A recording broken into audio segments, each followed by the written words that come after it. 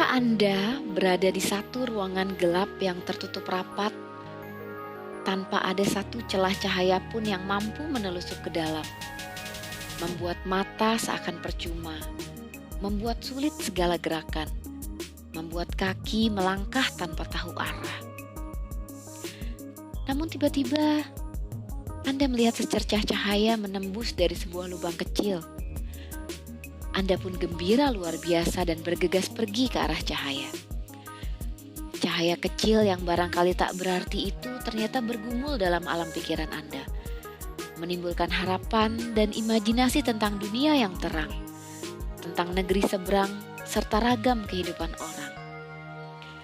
Cahaya yang membawa kita ke kerajaan yang begitu kaya dan menakjubkan, mengajak kita berlibur tanpa pernah usai, serta menghadiri beragam perjamuan mewah. Namun, sudikah kita membiarkan cahaya itu masuk? Atau kita merasa ia terlalu silau hingga harus segera ditutup kembali? Barangkali ini bukan perumpamaan yang terlalu tepat ya. Tapi bagi saya, cahaya tersebut seperti sastra yang menerangi ruang gelap dalam diri kita. Kenapa bisa begitu ya? Itu kenapa hari ini kita mau ngomongin sastra. Ya, sastra memang tidak asing dalam metode Charlotte Mason ya. Tapi kenapa? Apa sih sebenarnya pentingnya sastra? Dan gimana sih cara belajar sastra? Nah, saya, Ayu Primadini, kembali hadir menemani teman-teman dalam seri podcastnya Charlotte Mason Indonesia. Sudah hafal pastinya ya, kalau dalam seri podcast ini biasanya saya selalu ditemani 2 orang pilihan yang pastinya punya kapasitas dong dalam membicarakan topik terkait. Yang pertama, ada sahabat saya yang pastinya teman-teman sudah akrab juga. Halo semuanya, saya Maria Sugio dari Malang. Seneng banget nih tema kita hari ini soal sastra. Soalnya ini salah satu pelajaran favoritku dan anak-anak. Ya, anak-anakmu juga suka ya sastra dua-duanya, Maria? Bener.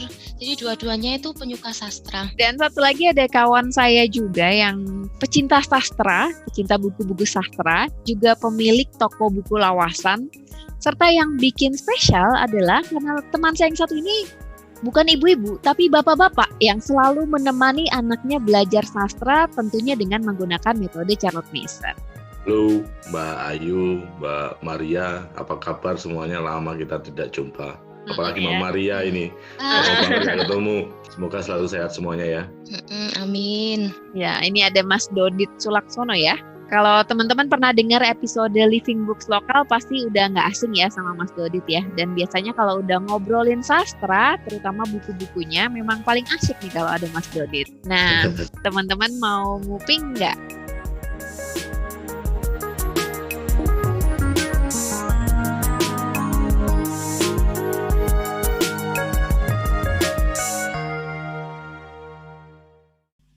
Oke, Maria dan Mas Dodit, kan kalian berdua terkenal sebagai pembaca buku ya. Itu sejak kecil nggak sih suka baca buku gitu? Iya, sejak kecil aku suka baca. Sejak bisa baca nih, aku tuh apa saja yang ada itu aku baca. Nah, tapi kebetulan di rumahku tuh nggak tersedia bacaan melimpah gitu loh. Jadi ya aku baca apa saja yang bisa aku baca, sekedar untuk apa ya, kayak memuaskan hasrat akan bacaan gitu loh. Ya, kalau adanya koran, ya koran yang aku baca.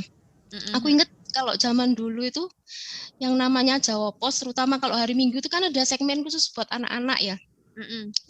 Nah itu biasanya aku nanti-nanti itu karena terus jadi penghibur hari Mingguku waktu itu. Nah jadi kalau misalnya enggak ada itu ya ada majalah, ya majalah aku baca. Bahkan kalau misalnya enggak ada apapun yang bisa aku baca, aku sering loh waktu itu baca-baca Alkitab. Soalnya Alkitab itu kan isinya banyak cerita-cerita juga ya. Jadi ya kalau sudah enggak ada apapun yang bisa aku baca, ya itu yang aku baca gitu. Menarik gitu buat aku cerita-ceritanya. Jadi apapun kamu baca ya? Iya, karena aku suka baca, tapi enggak ada bacaan yang banyak tersedia buat aku gitu loh. Kalau Mas Dodit gimana Mas? Dulu baca apa aja tuh waktu kecil tuh? Oh iya, kebetulan aku dulu waktu kecil itu kan ikut ibuku yang guru SD gitu. Dia waktu dia ngajar aku main-main kan biasanya. Nah, kalau capek main-main di luar itu aku masuk suatu ruangan yang penuh buku dan ternyata itu adalah perpustakaan sekolah. Jadi bukunya buku-buku proyekan impers dulu kalau Oh, yang sebutannya itu. tipis-tipis itu ya? Ya, yang tipis-tipis itu banyak banget. Jadi itu yang aku baca dan tanpa latihan atau tanpa diajari ternyata itu juga akhirnya membuatku bisa membaca. Jadi sebenarnya perkenalan dengan buku-buku jenis semacam itu yang lawasan gitu udah dari dulu ya Mas Dodit ya, dari kecil ya? Udah, tapi itu karena di sekolahan ibuku itu, tapi kalau di rumah nggak ada. Oke. Karena bapak ibuku bukan pembaca buku yang serius. Tapi ngerasain nggak sih apa efek yang kalian dapat gitu ketika udah biasa jadi pembaca buku dari kecil? Kan ada ya orang atau keluarga yang memang tidak membiasakan suka buku gitu. Kalau aku pribadi ya, papaku tuh dari kecil memang suka buku dan memang sebulan sekali lah, sebulan sekali tuh ngajakin anak-anaknya ke toko buku dan di sana kita bebas baca buku dan akhirnya boleh membawa pulang 1 2 buku lah gitu. Nah, maksudnya memang atmosfer pembaca tuh memang dihidupkan gitu. Tapi kan nggak semua keluarga seperti itu ya. Ada keluarga yang memang eh, tidak mencontohkan untuk suka membaca gitu. Nah, kalau Mas Dodit dan Maria ini kan terbiasa ya membaca buku sejak kecil. Efek apa sih yang dirasakan ketika akhirnya dewasa gitu? Kalau aku ya sebagai praktisi CM ya, aku karena kebiasaan membaca itu sudah kumulai sejak kecil, jadi nggak ada terasa kayak asing atau berat ketika menjalankan metode CM yang kebetulan juga banyak mengakses buku-buku ya. Buat aku malah kayak suatu hiburan gitu loh. Jadi bukan menjalankan ini dengan berat, tapi merasa semakin kecintaan dari dulu dari kecil aku suka membaca tuh semakin kayak dipupuk gitu loh. Berarti efeknya karena ketemu metode yang pas ya. Kalau Mas Dodit gimana? Apa efek yang dirasakan sebagai seorang pembaca dari kecil? Apa yang dirasakan ketika sudah dewasa begini? Kalau ini sih habit ya, kebiasaan ya. Buku itu udah jadi sesuatu yang memang itu bagian dari hidup, jadi nggak bisa dihilangkan itu mulai pagi sampai malam, pagi baca buku, malam ya sebelum tidur ya masih baca buku. Jadi lebih apa ya sekarang itu malah lebih jadi kebiasaan dan itu melekat banget ke diri gitu. Ada efek ke karakter nggak sih? Kalau aku merasa bahwa karena aku suka baca buku, jadi aku merasa imajinasiku itu mudah sekali terpantik gitu. Membayangkan sesuatu tuh jadi lebih mudah. Terus misalnya ada kalimat begini, nah itu kalimat satu struktur kalimat apa gitu ya. Nanti di benakku tuh kayak udah tergambar aja tuh kalimatnya seperti apa gitu. Misalnya ngomongin roda gitu, terus tiba-tiba ada roda gitu di pikiranku gitu. Jadi imajinasiku cukup terpupuk lah dengan kebiasaanku membaca ya. Efeknya jadi kemudian ketika aku bekerja gitu misalnya atau aku mengasuh anak sekalipun itu akhirnya membantuku untuk lebih kreatif juga sih gitu. Kreatif kupikir-pikir kan dulu kenapa ya kok aku mudah sekali terpupuk gini imajinasinya, mudah sekali membayangkan, mudah mencari solusi atau apa gitu. Ternyata aku pikir-pikir oh itu karena efek menjadi pembaca sih sebenarnya dari kecil gitu. Jadi imajinasinya tuh jalan gitu. Kalau aku ya ngerasa seperti itu. Iya, aku jadi ingat sih, aku tuh punya pengalaman membaca yang sangat membekas ya buatku. Waktu aku kecil dan kupikir waktu itu aku belum terlalu paham, tapi setelah sekarang kurenung-renungkan aku mendapatkan sesuatu gitu dari pengalaman itu. Jadi waktu aku kecil kan aku pernah dipinjemi temanku waktu kelas 3 SD kalau tidak salah bukunya Rumah Kecil di Rimba Besarnya Laura Ingalls tuh loh. Nah, kayaknya itu pengalamanku pertama kali berkenalan dengan living books. Nah, ketika aku membaca, ternyata buku itu benar-benar mengesan ya dalam benak anak-anakku gitu loh. Aku merasakan bahasanya yang sangat naratif dan itu benar-benar membuat imajiku tuh melayang-layang. Ketika membaca itu aku membayangkan rasanya hidup di hutan tuh seperti apa, gimana aslinya zaman itu gitu toh. Tapi kemudian yang membuat aku terkesan begitu dalam itu sebenarnya ya ini kusadari ya setelah aku dewasa itu sebenarnya adalah kehangatan yang ada dalam keluarga itu gitu loh. Gimana caranya Pa dan Ma mendidik anak-anak, bagaimana caranya Laura dan Mary ya begitu patuh, selalu sigap membantu kedua orang tua mereka. Nah itu semua mengesan sekali buat aku. Nah, ketika membaca itu ada pesan-pesan halus gitu loh yang merasuk dalam hatiku. Dari pengalaman itu terus aku jadi merasakan ya bahwa membaca suatu buku yang benar-benar bagus ternyata itu memang bisa membuka suatu wawasan baru gitu buat aku yang menawarkan nilai-nilai, tapi nilai-nilai itu bisa melekat erat karena aku dapatkan sendiri gitu. Aku gali sendiri dari permenungan gitu. Dan itu bukan suatu yang sama seperti ketika aku membaca buku-buku yang memang pesan-pesannya itu memang sengaja disampaikan. Itu memang efeknya beda gitu loh. Sayangnya pengalaman membaca itu nggak selalu indah juga sih buat aku. Aku pernah dimarahi ketika membaca terlalu banyak buku cerita. Karena alasannya kalau membaca banyak buku itu dianggap nggak belajar. Nah itu kadang membuat aku merasa bersalah ya kalau membaca buku di luar pelajaran.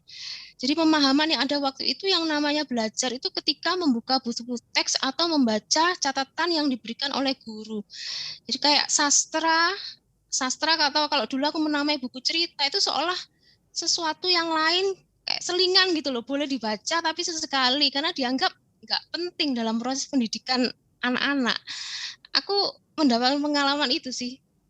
Akhirnya memang membaca itu jadi satu hal yang ini ya, yang karena banyak orang tidak akrab dengan membaca dalam arti kata pleasure ya, membaca untuk kesenangan gitu kan.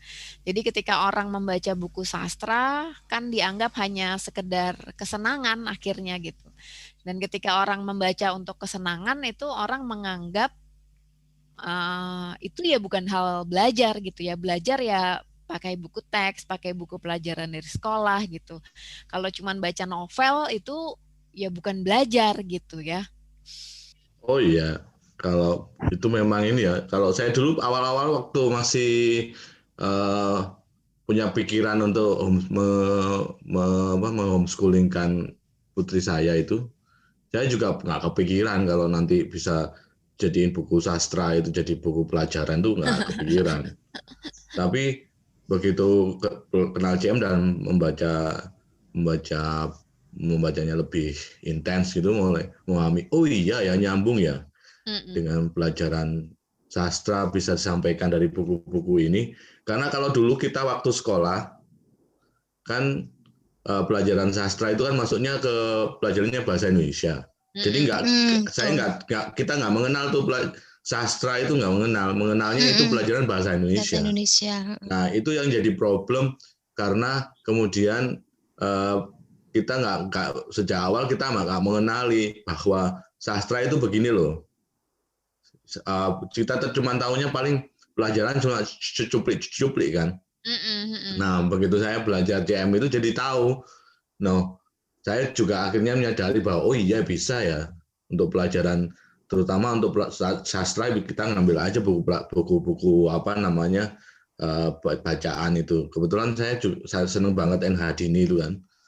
Jadi saya coba baca sekilas dulu awal-awal, baca ulang lagi yang sebuah lorong di kotaku itu. Dan wah ini bisa banget, lokal banget dan bisa disampaikan ke anak dengan sederhana karena dia kan kalimat-kalimatnya, kata-katanya juga sederhana, tapi mutu sastranya dapat banget.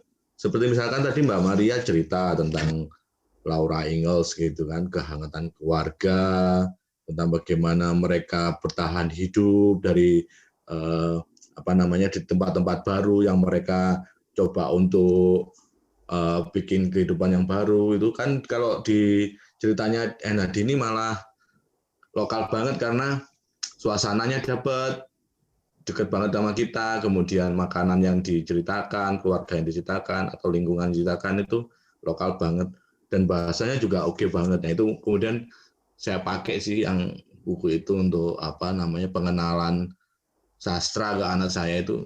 saya bacain. Iya, kalau zaman dulu kan ya kita belajar bahasa Indonesia itu kan emang hanya kenal judul ya. Aku pribadi juga dulu nggak kenal tuh sastra. Jadi walaupun aku dulu pembaca buku, tapi aku bukan pembaca sastra gitu dalam arti ya. Aku baca ya buku-buku yang novel ya, yang banyak beredar kala itu gitu. Nah, aku tahu sastra itu ya dari pelajaran bahasa Indonesia, kayak buku Layar Terkembang, terus udah gitu Sengsara Membawa Nikmat, Siti Nurbaya gitu. Terus aku ingat ya ada satu tuh dulu buku yang sering disebut-sebut, tokohnya namanya Open Hearted. Aku masih inget banget itu tokohnya, tapi sampai sekarang aku nggak tahu itu buku apa. Oh iya.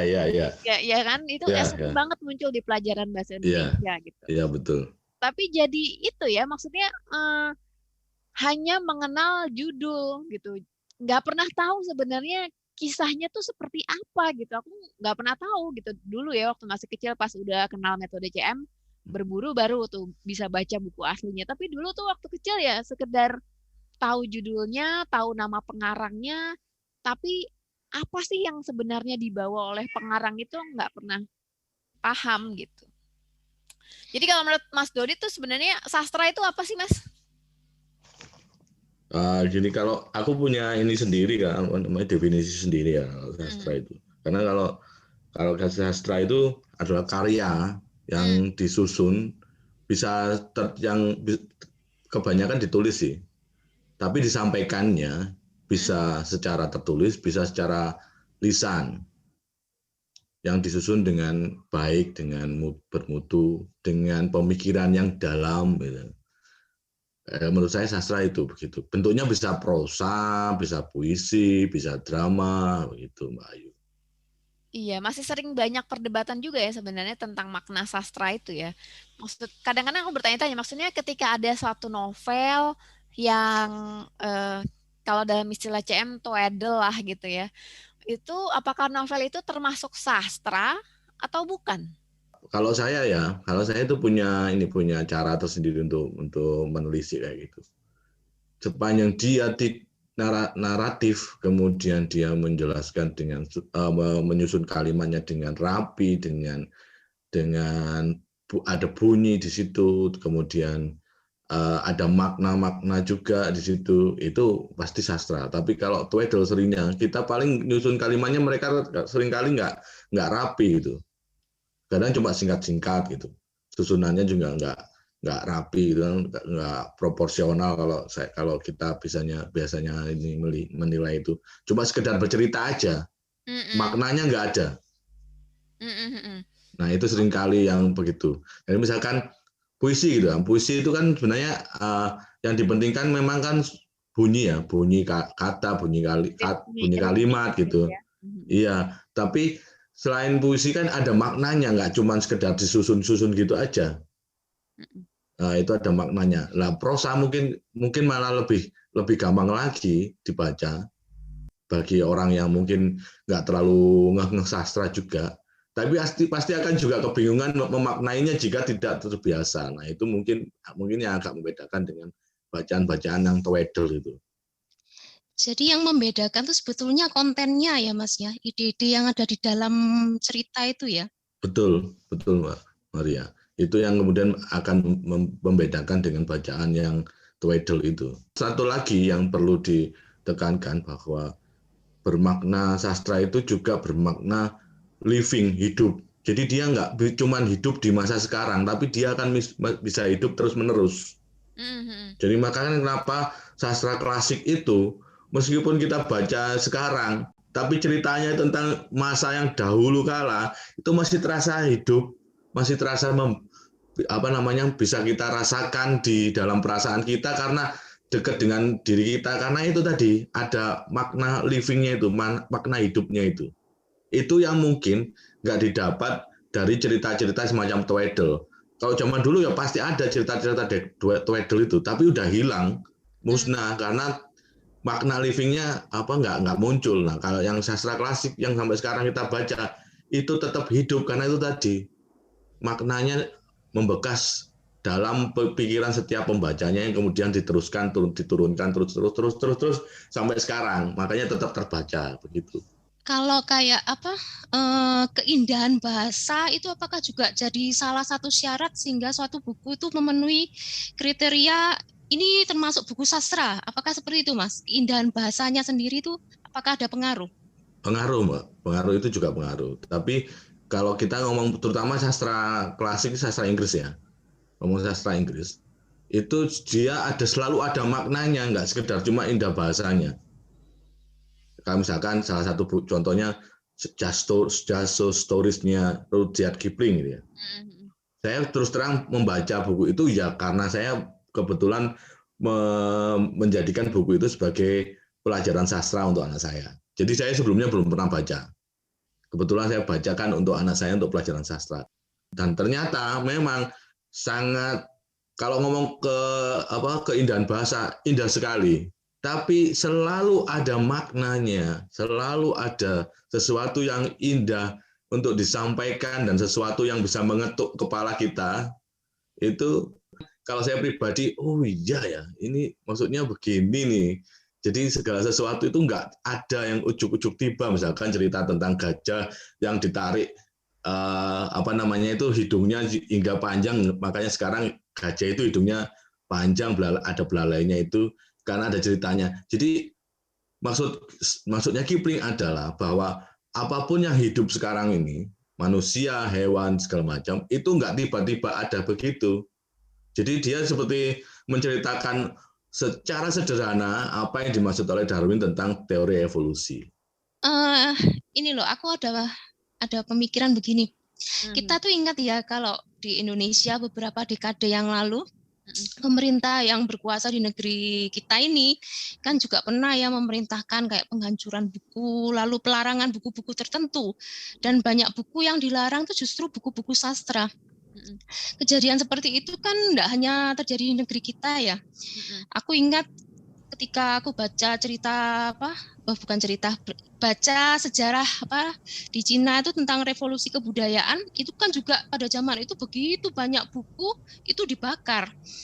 Juga kalau kita baca volume 6 bagian awalnya Charlotte Mason itu, dia pernah cerita juga bagaimana siswa-siswa di kota Bonn di Jerman itu membakari novel-novel Prancis itu menjadi api unggun, dan itu dilakukan dengan ritual, bahkan yang ritual tertentu.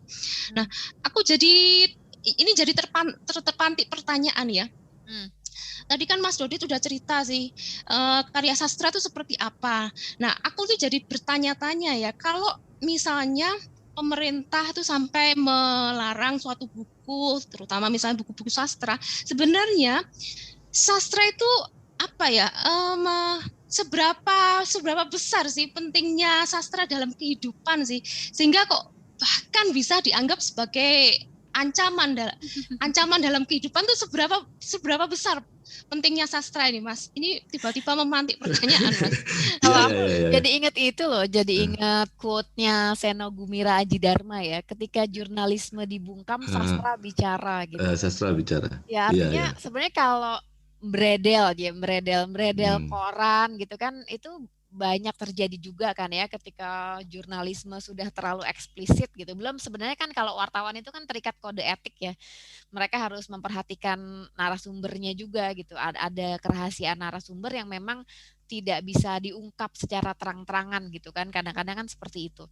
Nah, akhirnya ketika yaitu jurnalisme tidak bisa bicara banyak, ya kita bisa bicara banyak lewat sastra gitu. Di mana sastra itu sebenarnya bisa secara implisit ya menceritakan hal-hal yang sebenarnya dilarang untuk diceritakan gitu, tapi sastra tuh mampu mengubahnya jadi sesuatu yang indah gitu, kayak buku itu ya kan, George Orwell itu kan ya, si Animal Farm itu kan dia kan sebenarnya kritik habis-habisan sama politik gitu kan, tapi kan dia membahasakannya dalam bahasa perumpamaan gitu kan, yang kayaknya itu cerita anak-anak kayak gitu kan. Nah akhirnya ya mungkin kalau aku pikir dan hal-hal kayak gitu yang jadi ditakutkan gitu, wah ini ancaman nih gitu, ini implisit sih tapi bisa meracuni nih gitu kan, mungkin ya aku pikir gitu.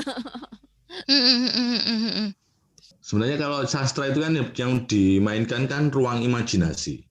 Betul.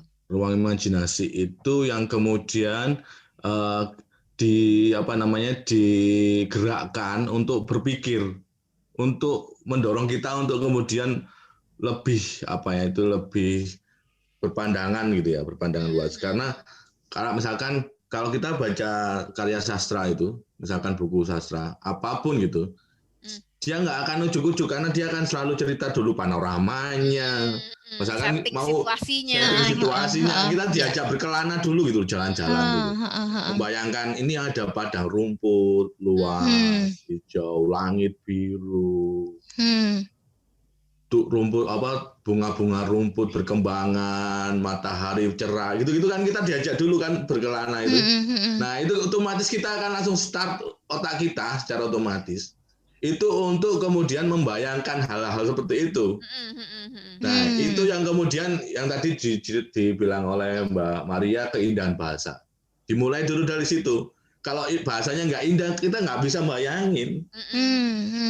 Kita nggak dapat tuh bayangannya, padang rumput yang hijau, gimana bentuk padang rumput yang hijau. Tapi kalau kemudian ditata dengan kalimat yang indah, kata-kata yang tersusun, diksi-diksi yang disusun rapi gitu, petikan tanda koma, titik, tanda petik, atau segala macam tanda baca itu ditempatkan dengan benar, kita akan diajak itu kemudian untuk membayangkan hal-hal kayak gitu. Nah itu yang kemudian dianggap berbahaya.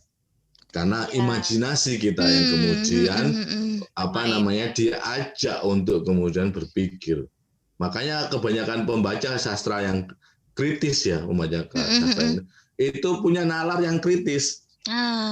Punya kekayaan kosakata, kekayaan bahasa yang tinggi. Punya kemampuan membaca, menganalisa yang tinggi. Punya kemampuan merelasikan semua kondisi dalam dirinya dengan lingkungan sekitarnya sehingga dia bisa luas bersikap, bisa gampang bergaul, bisa berkomunikasi dengan siapa saja dengan mudah karena dia sudah terbiasa membaca dan berefleksi pada dirinya sendiri, kemudian menentukan sikap bagaimana saya harus bersikap, bagaimana saya harus menentukan apa yang saya jadikan pegangan hidup. Ini ya, aku jadi ingat kemarin sempat nonton dokumenter di Netflix juga ya, judulnya The Mind Explained gitu. Terus ngebahas tentang memori gitu di otak kan. Nah, salah satu poin penting supaya memori itu menancap di otak gitu kan, supaya kita tuh cepat ingat, faktornya adalah story gitu. Segala sesuatu tuh kalau dikemas dalam story, dalam cerita gitu, itu orang akan lebih, proses mengingatnya akan lebih lama gitu. Nah, terus aku juga jadi ingat sama CM bilang kan, kalau CM itu bahwa pengetahuan itu harus disentuh dengan emosi gitu kan. Nah, ini sastra banget ya sebenarnya. Ketika kita mengemas pengetahuan dalam bentuk sastra, ya itulah yang akan tersimpan di dalam benak anak untuk waktu yang cukup lama gitu. Jadi akhirnya kenapa sastra penting? Ya karena ketika pengetahuan itu dikemas dalam sastra, dalam entah itu bahasa yang sastrawi atau memang buku sastra, akhirnya pengetahuan itu akan melekat di benak anak dan dia akan mengingatnya dalam jangka waktu yang panjang gitu. Nggak cepat hilang gitu jadi di dalam ya. Berbeda kan kalau kita hanya baca buku teks gitu, buku teks kan tidak ada emosi di situ kan, tidak ada rasa di situ gitu. Kalau kata Daniel Siegel di buku Parenting Inside Out itu kan kalau mau mengajarkan anak itu kan sentuh dari otak kiri dan otak kanan gitu ya. Nah, kalau sastra ini kena dua-duanya gitu kan, dari pengetahuannya dapat dari otak kiri ya pengetahuan, terus otak kanannya dari sisi emosinya dapat gitu. Jadi anak-anak akan ingat lebih lama gitu. Jadi kadang-kadang aku kepikir wah ini emang ya metode CM ini yang terkait dengan pembelajaran akademisnya sekalipun nyambung banget dengan penelitian terbaru juga gitu. Iya. Makanya ya CM tuh bersikeras soal ini ya, soal pentingnya menggunakan buku-buku yang sastrawi ya. Soalnya ternyata akal budi kita sebagai manusia nih ternyata memang dirancang untuk menyukai sesuatu yang indah itu tadi ya. Yang bisa, yang kata-katanya ditulis secara menggugah ya, yang membuat, dan itu semua akan membuat membuat kita yang membaca itu kan jadinya lebih aktif berpikir gitu ya. Jadi kalau misalnya suatu pemikiran disajikan secara sastrawi, yang namanya akal budi kita ini kan memang akhirnya aktif untuk mencerna ya, dan ini yang membuat membuat seseorang, membuat kita, membuat anak-anak itu justru ditumbuhkan dari dalam ya. Betul. Walaupun banyak juga yang akhirnya menganggap gini ya, wah, anak-anak udah dikasih buku sastra gitu. Ya ampun, itu loh buku Beatrix Potter itu loh, orang tuanya aja susah ngerti gitu kan. Apalagi anakku dikasih kayak gini, ngerti nggak nih gitu kan. Orang-orang suka banyak yang bertanya-tanya gitu ya. Yang Winnie the Pooh gitu kan, Winnie the Pooh yang asli, yang karangannya E.E. Maun itu kan, wah ini buat anak prasekolah kayak gini. Ini maksudnya apa aja orang tuanya nggak ngerti gitu kan. Terus kalau misalnya dirimu yang ditanya gitu, dirimu akan menjawab seperti apa, Yu? Ya kalau aku bilang ini sih selalu sama kayak pendapat CM ya kan, intinya children are born person ya. Jadi anak-anak kan ya sudah terlahir dengan akal budi ya, sama seperti anak-anak terlahir dengan lambung, maka anak-anak terlahir juga dengan akal budi gitu kan. Artinya akal budi ini ya sudah mampu bekerja sejak anak-anak itu lahir gitu. Sama seperti lambungnya sudah bekerja, akal budinya sudah bekerja. Artinya ketika kita supply dia dengan makanan bergizi, terutama ya dari buku-buku yang sastrawi seperti itu, ya kita percaya aja sih sebenarnya kalau mereka itu punya akal budi yang bisa mencerna gitu. Hanya saja kan kadang-kadang orang tuanya berpikir bahwa proses mencernanya itu harus sekarang gitu ya, harus kelihatan, oh begitu ya Ma gitu. Padahal kan namanya mencerna kan beda-beda ya gitu. Kayak kita mencerna makanan di lambung aja lah gitu kan, prosesnya beda-beda kan. Born person banget lah kita itu dalam soal lambung gitu kan. Ada yang begitu makan bisa langsung keluar gitu kan. Ada yang proses pengeluaran makanannya tuh lama gitu kan, ada juga yang kayak gitu kan. Nah sama sih menurutku juga dengan akal budi ya kayak gitu, proses mencernanya anak-anak ya beda-beda gitu. Ada mungkin buku-buku tertentu yang anak-anak bisa langsung paham saat itu juga gitu kan, terbukti dengan pertanyaannya dia atau cara dia menanggapi gitu. Tapi kan ada juga anak-anak yang memang menanggapinya akan lama gitu, prosesnya lama gitu, prosesnya mungkin bisa 2 tahun kemudian, 3 tahun kemudian, atau baru kapan gitu kan, itu sangat mungkin terjadi juga kan gitu. Kayak ada satu cerita sih dari temen CMers juga nih. Dia pernah membacakan anaknya buku tuh The Wizard of Oz. Itu waktu anaknya masih 4 tahun apa ya. Dia bacain aja gitu. Anaknya ngerti apa enggak juga dia nggak tahu gitu. Dia baca aja gitu. Sampai kemudian ketika anaknya udah umur 7 tahun apa 8 tahun gitu, tiba-tiba anaknya tuh lewat satu jalanan gitu ya. Di jalanan terus ada satu garis kuning itu loh, kalau misalnya di Jakarta tuh ada garis kuning itu memang garis untuk ngebantu orang buta untuk berjalan itu. Nah, terus di trotoar-trotoar di Jakarta gitu ya. Nah, itu si anak itu bisa bilang, "Mama, aku seperti Dorothy gitu di Wizard of Oz gitu." Terus mamanya yang, "Hah? Dorothy? Kapan anak ini dibacain Dorothy? Perasaan udah lama banget gitu loh." Kayak gitu. Tiba-tiba ya itu keluarnya tuh bukan pada saat itu, tapi bisa bertahun-tahun kemudian gitu kan. Nah ini kenapa CM bilang juga ya bahwa education is a faith juga ya, butuh iman gitu, butuh kepercayaan bahwa ya, betul. Anak-anak itu mampu kok. Hanya saja kita nggak bisa memaksa dia untuk paham pada saat itu juga gitu ya. Betul. Kalau sama anak-anak itu sebenarnya malah gampang banget ya, menurut pengalaman saya itu. Karena kita kadang aja orang dewasa terlalu serius, jadi segala sesuatu harus teknis gitu. Padahal nggak juga. Iya ya, sastra memang istimewa ya, dan akhirnya kita menyadari bahwa sastra ini memang suatu hal yang penting ya, penting bukan hanya karena penting dalam arti utilitarian ya, penting karena nanti kalau sudah dewasa anak-anak bisa cari duit dengan baik gitu kan, gara-gara belajar sastra gitu kan, bukan semata-mata karena itu. Artinya belajar sastra ya memang karena jiwa manusia itu membutuhkan keindahan, jiwa manusia itu butuh pengalaman gitu. Aku suka suka teringat tuh dengan satu kata sastrawan. Aku tuh lupa sastrawan siapa, tapi dia selalu bilang bahwa sastra itu adalah sahabat anak gitu. Karena dengan membaca sastra, anak-anak itu akan merasa punya pengalaman untuk berkelana ke sana kemari gitu kan. Terus dengan sastra itu anak-anak tidak harus merasakan pengalamannya langsung gitu. Dia tidak harus mengalami rasanya misalnya tinggal di kutub utara untuk tahu gimana rasanya tinggal di kutub utara itu gitu kan. Dia nggak harus ngerasain namanya dipukulin oleh orang tuanya terus ditinggalkan gitu jadi anak yang sebatang kara gitu misalnya kan. Dia nggak harus merasakan itu tapi dia bisa tahu rasanya dengan cara dia membaca buku-buku sastra gitu kan. Nah jadi sastra itu memperluas wawasan anak, memperkaya emosi anak gitu ya. Kayak aku bilang di awal tadi ya dengan sastra tuh anak-anak punya liburan yang tanpa usai gitu kalau kata CM kan gitu. Seperti menginstal kerajaan yang super kaya di dalam benak anak-anak gitu ya. Jadi penting banget sih memang ya belajar sastra ini gitu. Oke, habis ini kita nanti ngobrolin lagi ya tentang gimana sih proses belajar sastra dalam metode Charlotte Mason.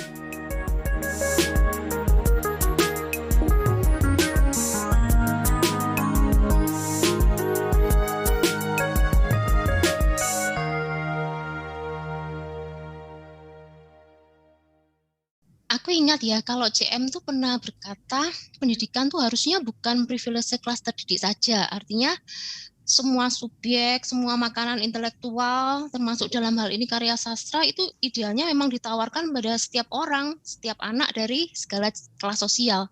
Itu sebabnya kan bahkan sejak masih muda CM sudah meminta agar orang tua dan guru mengenalkan anak dengan karya sastra kelas tinggi.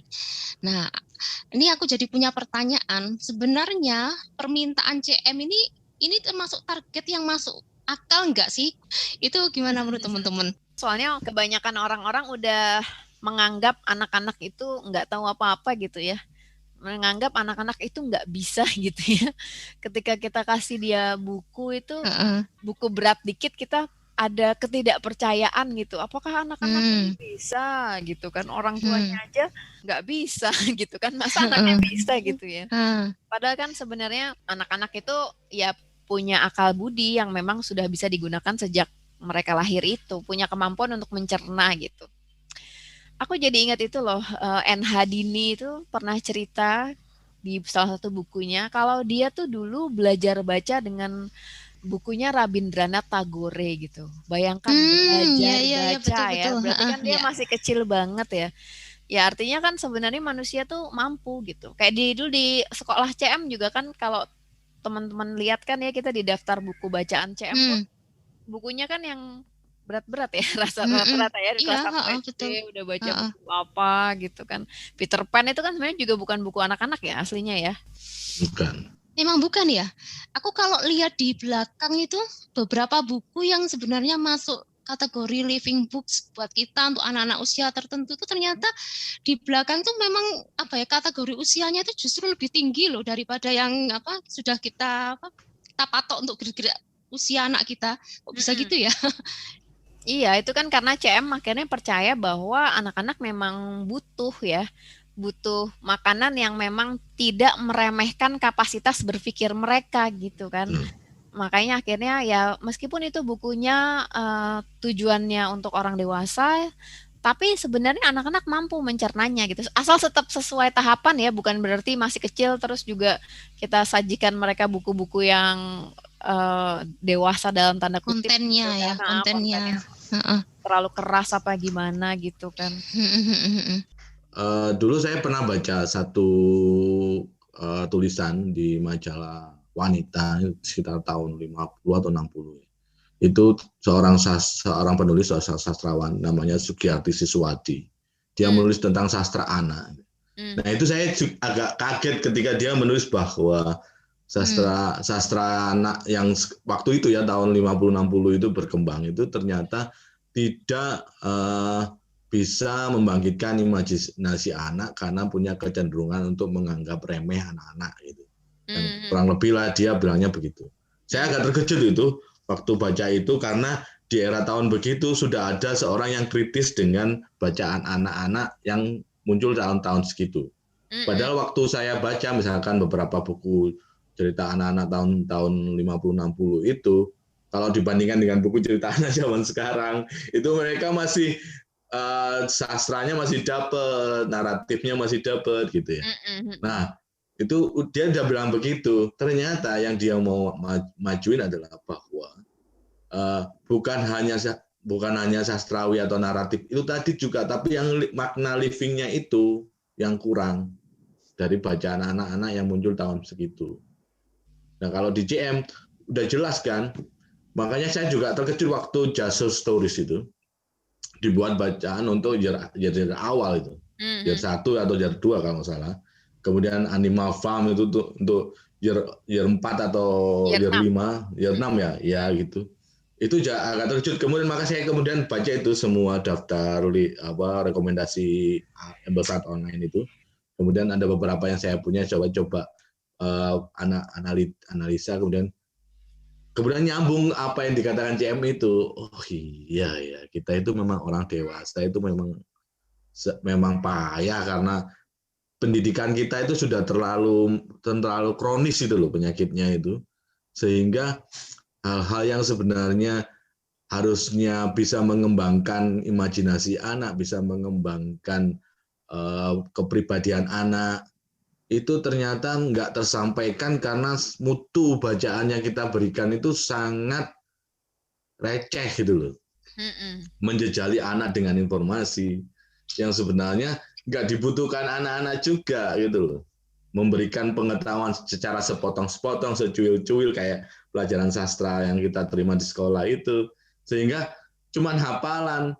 Misalkan Sultan Tadi Al-Syabana karyanya apa? Cuma hafalan, tapi pernah baca? Enggak pernah.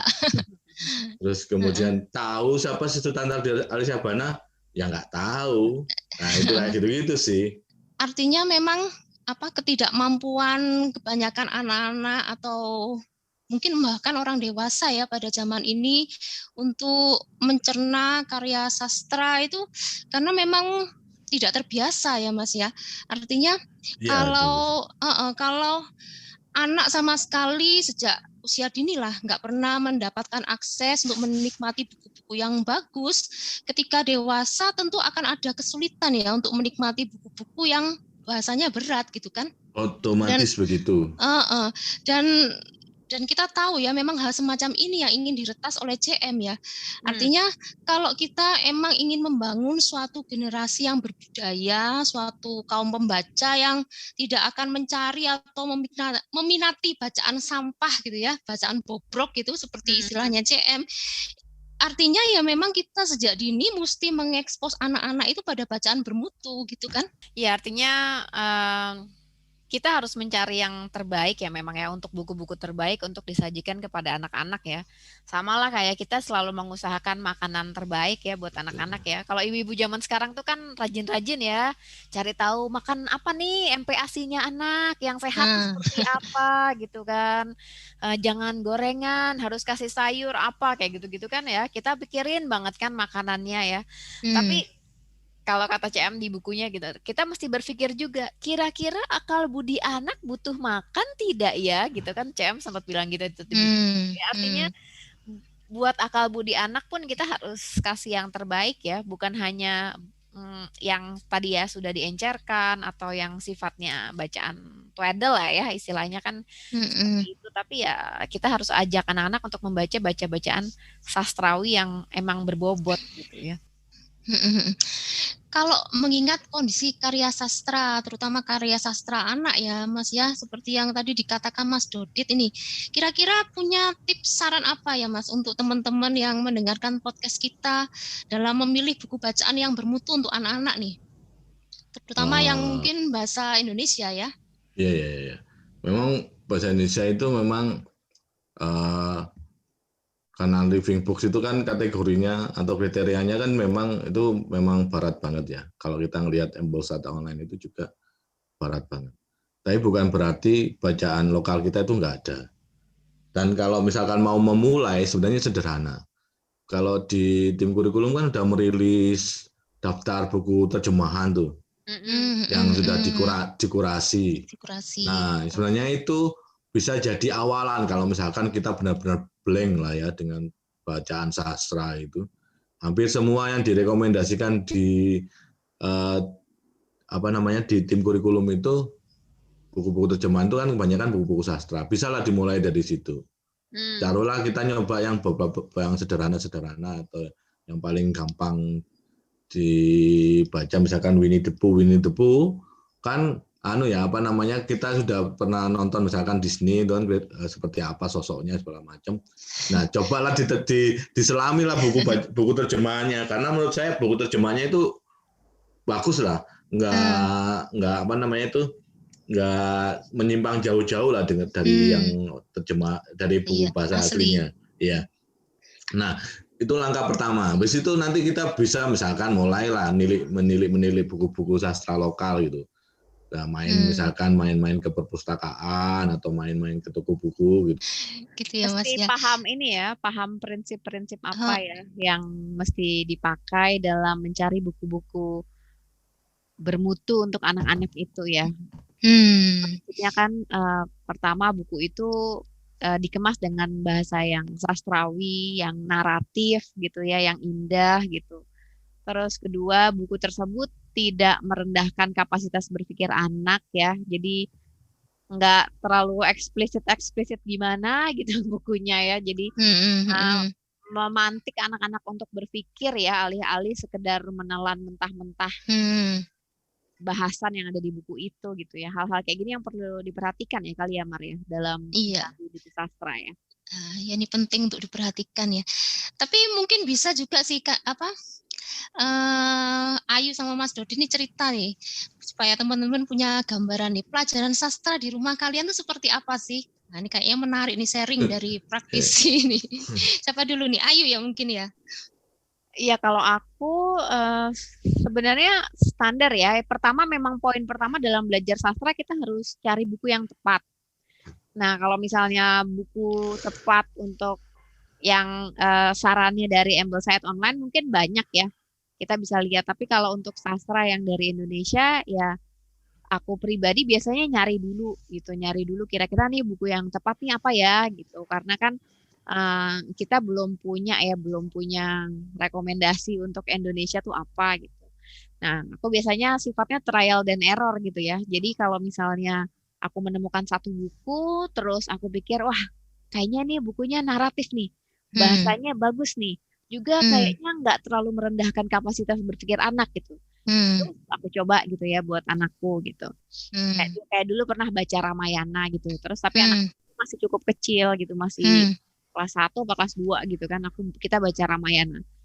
Karena menurutku bahasanya menarik, terus ceritanya bagus gitu. Terus itu legend juga kan, kisah legend gitu kan, dan itu penting. Tapi pas aku coba ke anakku, wah kok dia narasinya masih berantakan ya gitu, atau bahasanya gimana? Oh kayaknya dia terlalu dini deh, maksudnya masih terlalu kecil untuk baca buku ini. Kalau anakku ya, maksudnya kan setiap anak bisa beda-beda. Terus aku tutup dulu bukunya gitu, terus aku coba lagi tahun depannya gitu. Ketika tahun depannya dibacain, wah ternyata dia sudah bisa lebih paham gitu. Jadi ada hal-hal yang sifatnya trial dan error gitu sih dalam mencari buku yang tepat untuk mata pelajaran sastra kalau aku gitu. Artinya kalau misalnya ternyata satu buku tuh kamu dapatin enggak pasti ya langsung dihentikan gitu ya, Yu ya? Iya, kalau aku pikir wah ini kayaknya nggak pas nih, dia memang belum bisa mencerna gitu. Tapi kita masih jeli ya. Kadang-kadang anak-anak itu kan juga tricky ya. Tricky dalam arti dia tuh males aja gitu, mencerna ekstra gitu. Tapi kadang-kadang juga memang dia belum mampu. Nah, itu yang mesti kita jeli mengobservasi apakah dia benar-benar belum mampu ataukah dia memang malas mencerna lebih gitu. Nah, itu biasanya aku perhatikan di situ. Kalau aku pikir emang dia terasa belum mampu ya aku tutup, aku ganti buku baru gitu. Prosesnya sama ya, kayak belajar metode CM biasa ya. Jadi dibacakan, terus kita menarasikan apa yang sudah kita bacakan itu. Nanti kalau makin gede, makin udah kelas 5, kelas 6 gitu, baru tuh dia bisa mulai baca sendiri gitu. Karena dia udah terbiasa kan ya dengan alunan nada bacaan. baru nanti dia bisa baca sendiri terus dia narasi oral atau dia baca sendiri terus dia narasi tulis gitu. Oke, menarik. Kalau di tempatnya Mas Dodit gimana nih Mas? Coba cerita Mas. Di rumah itu ini saya sebenarnya nggak terlalu ambisius sih memang soal bacaan itu. Karena waktu dia usia dini itu, saya kan kadang sering tinggalin dia itu hampir lama gitu, misalkan seminggu atau 2 minggu gitu. Kalau misalkan saya ada misalkan ada acara, misalkan keluar kota gitu kan. Jadi ketika pulang itu seperti membalas hari-hari yang kosong yang saya nggak ada itu. Dia itu selalu minta dibacain buku. Nah itu akhirnya selama dia umur 5 sampai 6 tahun itu, hampir 7 tahun itu, dia itu banyak banget yang saya bacain dan bukunya itu macam-macam gitu loh. Dan saya benar-benar random itu. Benar-benar random. Apa aja yang dia kasih saya untuk minta dibacain itu saya bacain, bahkan kadang yang kontennya juga mungkin belum cocok sama dia. Nah, cuman saya skip aja kalau ada kalimat atau kata-kata yang agak menurut saya belum pas gitu ya. Nah, saya sedikit kesusahan kemudian ketika memulai fase pelajaran akademis karena kesusahan mau ngasih buku apaan. Karena ternyata ada banyak yang sudah saya bacain. Dibacakan. Dan itu akhirnya saya waktu mau mulai masuk akademis itu benar-benar bingung saya. Dan sampai sekarang pun saya masih bingung. Saya belum menemukan satu buku yang tepat untuk belajarnya logika, terutama sastra. Cuman saya bagi ada dua buku, saya siapin 2 buku. Satu untuk narasi, satu untuk latihan menulis. Jadi untuk pelajaran yang narasi itu, yang untuk pelajaran pokoknya itu, awalnya saya pakai Jasus Stories-nya Kipling itu. Kemudian saya skip ketika ini sudah masuk yang bab yang mengenai asal-usul huruf itu. Asal-usul huruf itu ternyata banyak banget kosakata, diksi-diksi yang logika susah mengikuti. Jadinya saya agak emosi ketika membacanya. Jadi saya skip aja daripada saya terusin dan saya kemudian jadi nggak mood gitu. Dia nggak mood, saya nggak mood gitu. Mending saya skip. Kemudian saya sekarang coba ya gitu lagi karena saya bingung mau kasih buku apa nih ya, bacaan lokal. Bahasanya terlalu sederhana buat dia. Dia jadinya ngeremehin dan bosen. Kan banget matanya kayak malas gitu loh. Karena nggak tertantang. Akhirnya saya kemarin coba kasih dia itu baca itu Into the Wild itu, yang panggilan alam bebas itu, Call of the Wild, panggilan alam bebas. Karena itu kan rumit bahasanya, kemudian ceritanya lebih mencekam gitu. Ternyata dia malah lebih enjoy baca denger narasinya. Ya udah saya terusin sampai sekarang. Jadi sekarang itu buat narasi. Untuk nulis pakai Aesop yang terbitan kakak tua itu, karena dulu awal-awal paling cuma 1 kalimat, kemudian naik jadi satu paragraf, kemudian naik sekarang udah full satu cerita itu. Tapi harus saya tuliskan, jadi saya nulis dulu. Dikasih contoh gitu ya? Kasih contoh nulisnya kayak gini nulisnya, dan ngikutin. Nah, gitu sih Mbak Maria. Cuma ya itu saya kesusahannya memang karena sudah terlalu banyak baca bukunya. Jadi ketika masuk fase akademis bingung mau pakai yang mana ini. Karena bukunya udah dibaca semua. Sudah dibaca semua. Untuk yang year awal itu sudah dibaca semua. Sudah habis. Tapi emang pendidikan KAS-CM itu memang selalu ada narasi ya. Nggak bisa tidak ini. Karena kalau kita ingin tahu menilai sejauh mana relasi anak dengan bacaannya, ya memang justru melalui narasi ini akan tampak ya. Kalau dirimu gimana Mar biasanya belajar sastra di rumahmu? Kurang lebih sama sih Ayu sama Mas Dodit. Kalau misalnya mau mulai satu term baru kan biasanya memang aku mulai survei gitu toh, cari buku apa yang kira-kira pas untuk mereka pada usia ini gitu toh. Lalu bukunya aku list dulu gitu. Mirip sih. Tapi memang selama ini kalau aku kan pakai 2. Jadi buku-buku yang dari AO tuh yang memang kira-kira cukup cukup masih kontennya pas itu ya, kontennya pas, kontekstual gitu masih aku berikan ke mereka. Lalu juga sekarang kan mulai aku tambah buku lokal. Kalau buku-buku lokal sama kayak Ayu sih, kalau memang modelnya trial and error gitu loh. Kadang memang karena ini kan aku eksplor sendiri ya, kadang aku merasa ini bukunya bagus, tapi ternyata ketika dibacakan di tengah-tengah kok nggak nyaman, nggak enak. Itu nampak dari narasinya sih memang. Makanya aku bisa menilai anak ini bisa bisa relate dengan bacaannya itu ya justru dari narasi itu. Betul. Sejauh ini seperti itu. Jadi ya setelah aku bacakan lalu mereka menarasikan, dan memang aku melihat sih anak-anak itu enjoy sih dengan sesi sastra ini gitu. Memang buku lokal itu kalau untuk year awal tuh memang agak susah ya. Karena secara spesifik saya dulu waktu kecil itu ingat banget ada buku bagus waktu saya kecil. Yang judulnya Matahari Jakarta, penulisnya Sukanto S.A. Itu cerita tentang Husni Tamrin. Itu sampai sekarang pun saya masih ingat ceritanya. Problemnya adalah faktanya ternyata nggak gitu loh. Makanya kemudian saya nggak sampein buku itu ke anak saya, cuma jadi kenangan saya aja. Jadi buku lokal itu memang harus kita pelajari baik-baik.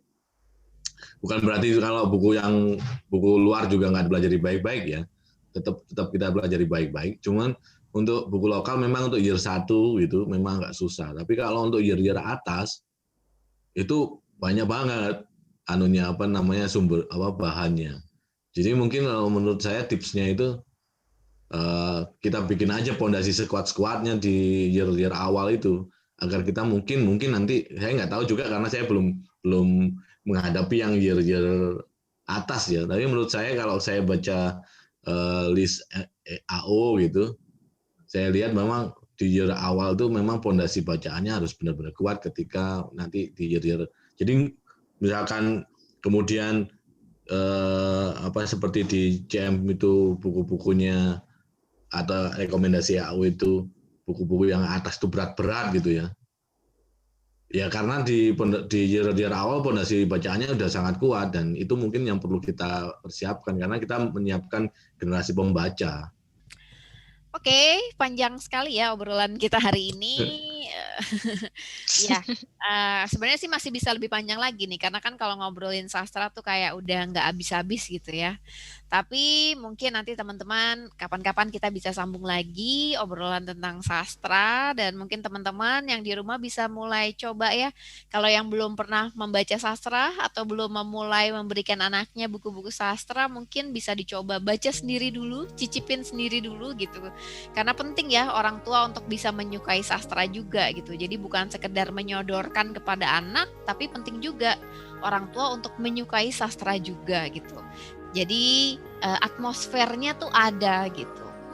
Nah, kalau orang tua belum suka, cobalah baca buku-buku rekomendasi AO gitu ya. Buku-buku anak-anak juga nggak apa-apa itu. Yang penting terasa atmosfernya bahwa orang tuanya juga menikmati pembacaan sastra itu.